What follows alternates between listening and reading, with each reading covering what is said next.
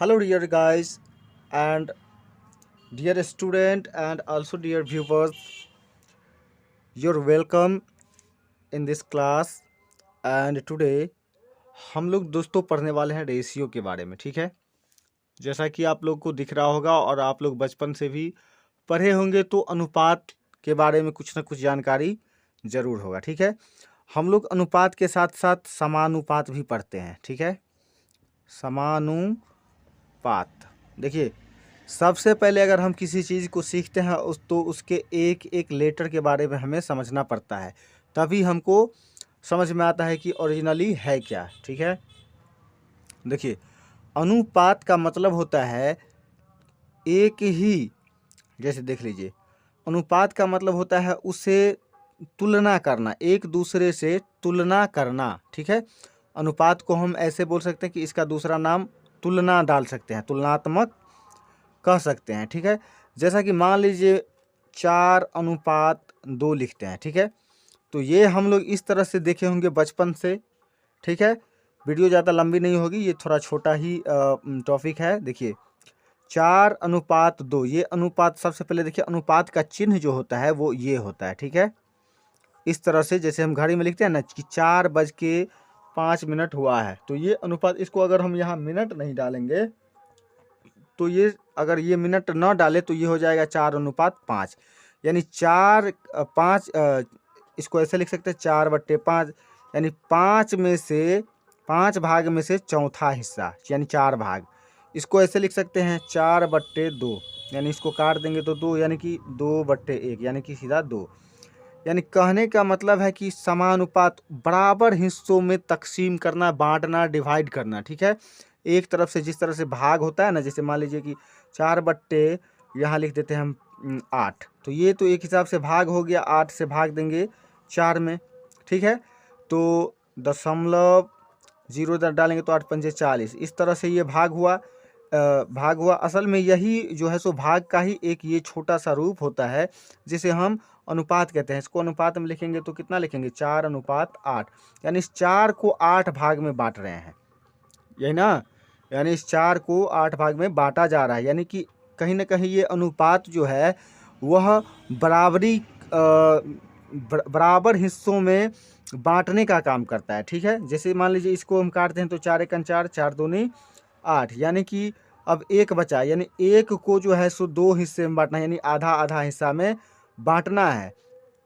मान लीजिए कि हमारे पास 10 रुपये है। ठीक है, और मेरे पास मान लीजिए कि 5 बच्चे हैं। ठीक है, कितने बच्चे हैं, 5 बच्चे। वैसे मेरा नहीं है, टॉपिक के तौर पर मान लीजिए कि मान लीजिए हम किसी स्कूल में हैं या पढ़ा रहे हैं, तो मेरे पास कितना है, 10 बच्चे हैं, और मेरे पास है क्या, 5 पेन है, या फिर 5 पेंसिल समझ लीजिए।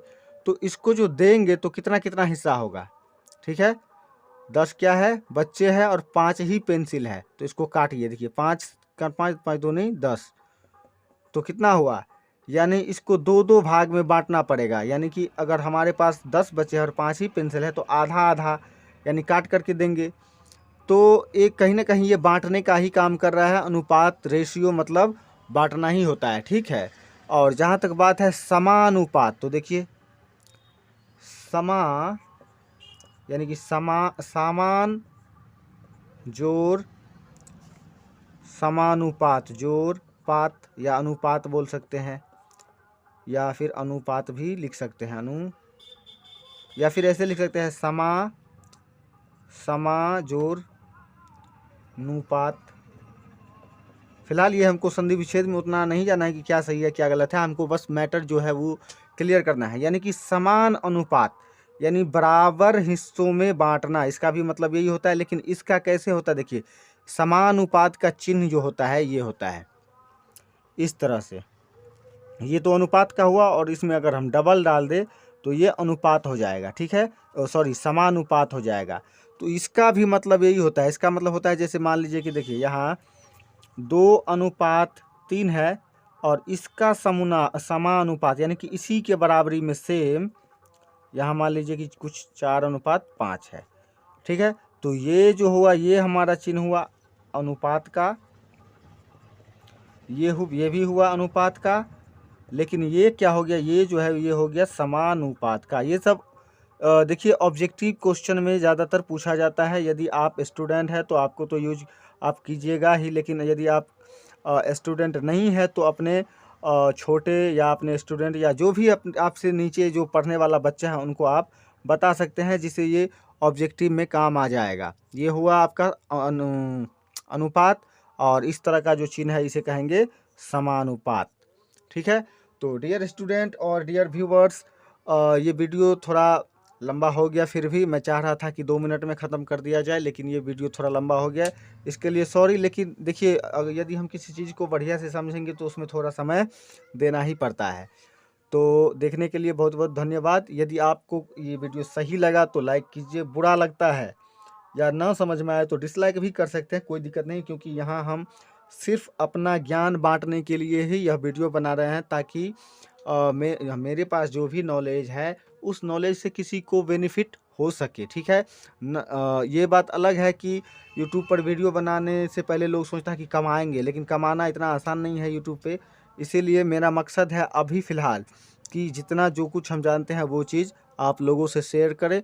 यदि अच्छा लगा तो वाह वाह, नहीं तो कोई बात नहीं। इसी के साथ इस वीडियो को ख़त्म करते हैं।